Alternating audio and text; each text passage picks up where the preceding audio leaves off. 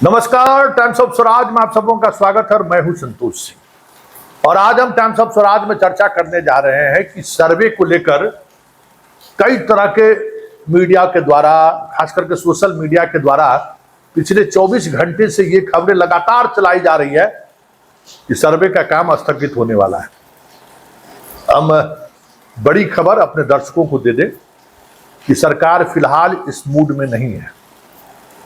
सर्वे कराएगी और कराएगी ही कराएगी। इसलिए जो भी त्रुटि, जो भी समस्या है, जिस समस्या से आप जूझ रहे हैं, उस समस्या का क्या समाधान हो सकता है, इस पर दिमाग लगाना शुरू कर दीजिए। और सरकार ये मन बना चुकी है कि हमें सर्वे कराना ही कराना है। वैसे विभाग के अधिकारी और मंत्री से जो बातचीत हुई है, जरा उस संदर्भ की हम चर्चा आपसे कर लेना चाहते हैं। कल मंत्री ने बहुत ही तल्ख अंदाज में ये कहा कि भू माफिया की वजह से लोग जिस तरीके का पटना में बैठे हुए लोग माहौल बना रहे हैं कि सर्वे में ये कठिनाई हो रही है, वो कठिनाई हो रही है, लेकिन ग्रामीण स्तर पर ऐसी कोई बात नहीं है। और उसमें एक बात और हम जोड़ देते हैं, ये जो भू माफिया है ना, इस भू माफिया के साथ साथ मीडिया माफिया भी जुड़ गया है। वो भी निगेटिव खबरों को ज्यादा दिखा रहे हैं। समस्या क्या है और उसका समाधान क्या हो सकता है, इस पर खबर चलाने के बजाय अराजक स्थिति है, मार मार हो जाएगा, भाई बहन को दुश्मन हो गया। लेकिन बड़ी बात है कि ये कब तक आप इस चीज को छोड़ के, सबसे मूल्यवान चीज है ना, उस पर आप कब तक इस तरीके से कैजुअली चीजों को लेते रहेंगे। अब बाबा परबाबा के नाम से जमीन है, हम लोग जोते जा रहे हैं, न रसीद सरकार को कटा रहे हैं, लगान कटा रहे हैं, न दाखिल खारिज कर रहे हैं, कोई मतलब ही नहीं है। जबकि सबसे महत्वपूर्ण चीजें हैं। आज भी जो बाप दादा परदादा अर्जित करके चले गए हैं, कितना भी आप घूस कमा लीजिए, कितना करोड़ कमा लीजिए, उतनी संपत्ति आप अर्जित नहीं कर सकते। तो समझिए कितना मूल्यवान वो संपत्ति है। लेकिन उस मूल्यवान संपत्ति का कह सकते हैं कि जैसे जैसे पीढ़ी बढ़ती, वंश वृक्ष बढ़ता गया, लोगों की दिलचस्पी कम होती चली गई, क्योंकि खेती अब वो साधन नहीं रहा। किसी दौर में तो उत्तम खेती माना जाता था ना, सर्विस करना लोग सही नहीं मानते थे कि सरकार का नौकर बनने जा रहा है, खेती को उत्तम माना जाता था। लेकिन अब वो सारी चीजें बदल चुकी है। देखिए समस्या क्या है, सुन लीजिए। तब मंत्री जी को भी हम कहें और विभाग के अधिकारी को भी मैंने कहा कि समस्या क्या है और उसका समाधान क्या हो सकता है। और 1 साल के अंदर जो चीजें करने की कोशिश आप कर रहे हैं ना, वो संकट का सबसे बड़ी वजह है। लेकिन पहले चलते चलते मंत्री जी कल क्या कहे हैं, फिर से एक बार सुन लीजिए। गांव का कोई भी आदमी किसी तरह के विवाद की बात नहीं बोल रहा है। पटना में नेता लोग को बैठे बैठे कोई काम नहीं है तो इसी तरह की बात बोलता है।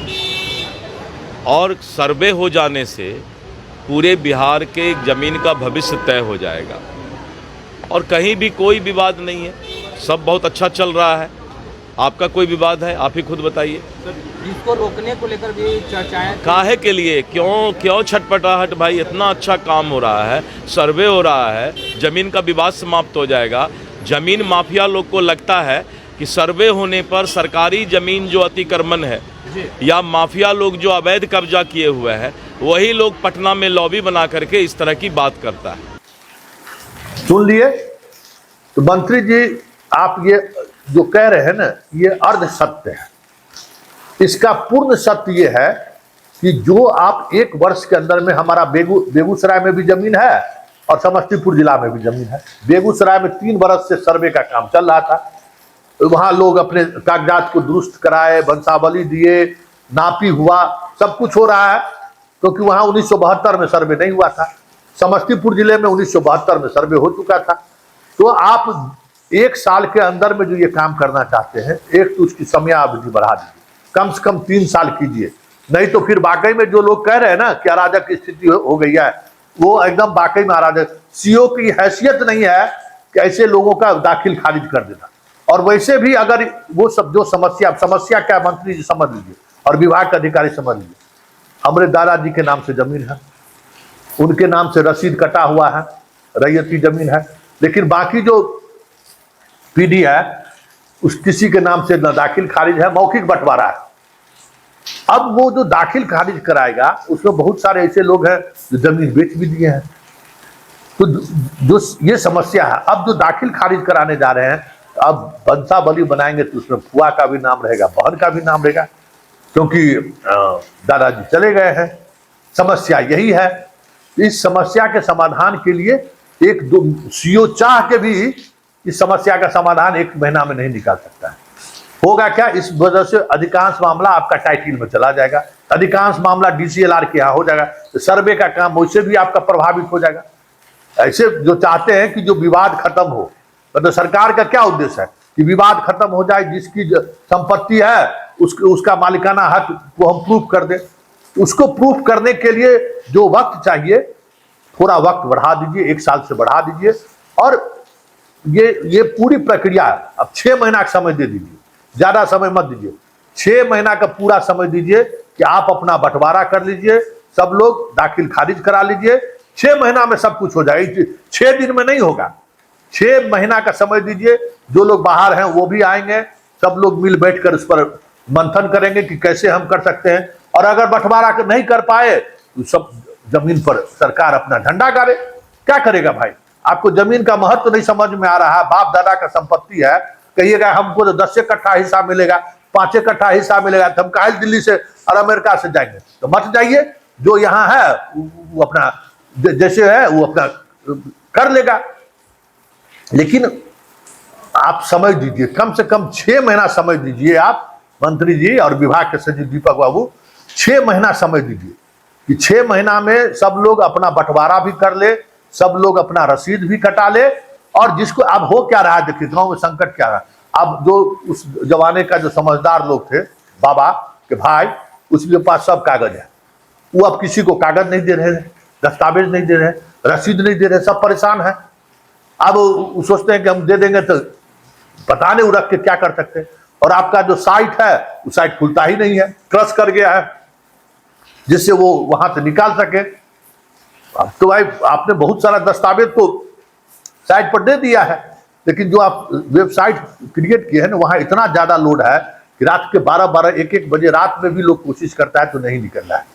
उस पर भी दबाव बहुत ज्यादा है, क्योंकि आप तुरंत इस मामले का निष्पादन करना चाहते हैं। आप जैसे अभी आम सभा आपका जा रहा है करने के लिए, आम सभा करिए, लोगों को समझाइए कि कहाँ आपको कागज मिलेगा, कैसे कागज मिलेगा, आप बंटवारा कैसे कर सकते हैं, दाखिल खारिज आप कैसे करा सकते हैं, उस पूरे प्रोसेस को बताइए और उसके समाधान के लिए 6 महीना का समय दीजिए। आप जो बाहर जितने यंग लड़का लड़की को किए हैं सब परेशान है, उसको बाहर 6 महीना का समय दीजिए कि तुम एक एक चीज, एक पंचायत में पूरे यूनिट को आप रखिए, मैन पावर और बढ़ा दीजिए जितना बढ़ा सकते हैं, जितने ट्रेंड लोगों को आप रोक सकते हैं, नया नया जितना आईएएस ट्रेनिंग है उसको लगा दीजिए 3 साल की बंदोबस्त पदाधिकारी बना के, हर अनुमंडल में बिठा दीजिए, नीचे तक जितना आपका डिप्टी कलेक्टर ट्रेनिंग में सबको भेज दीजिए बंदोबस्त, जितना सीओ है प्रमोशन में DCLR बनाए हैं सबको वहां पर बिठा दीजिए। तब जाके आप 100% नहीं, कम से कम 90% मामले को आप निपटा सकते हैं। अभी स्थिति अराजक की स्थिति है, पैसा मांगता है, और आपका प्रशासन देखिए, इकबाल नीतीश कुमार का खत्म हो गया है, प्रशासन में कोई भय नहीं है। इस बात को दिलीप बाबू समझ जाइए, और दीपक बाबू आप भी समझ लीजिए। इकबाल नीतीश कुमार का वो इकबाल नहीं रहा, पदाधिकारियों पर वो भय नहीं है। इस वजह से और अराजक की स्थिति, और नयिका जो लड़का लड़की को बहाल किए हैं, ये तो लगता है जैसे आते ही पैसे खोज रहा है। ये सब भी संकट है। ये चीजें ना हो, इसलिए कम से कम आम सभा हर गांव में हो रहा है, हर पंचायत में हो। एक पंचायत लेवल पर आप एक बना दीजिए यूनिट, मुखिया के पंचायत यहाँ बैठा दीजिए, जो वहां है वहां रहे, और गांव के जितने लोग हैं उनको जो जो समस्या है, जो जो कागज उपलब्ध कराना है, कैसे क्या जमीन है, वो संवाद होना चाहिए। ये 1 घंटा के आम सभा से नहीं होने वाला है। 6 महीना कम से कम समय दीजिए, तो ये सारी चीजें मंत्री जी, तब असल में ये चीजें सामने आएंगी। नहीं तो वाकई में जो कहा जा रहा है ना कि अराजक की स्थिति हो जाएगी, और चुनाव के समय इस तरीके का निर्णय आप लोगों के लिए आत्मघाती साबित हो जाए तो कोई बड़ी बात नहीं होगी।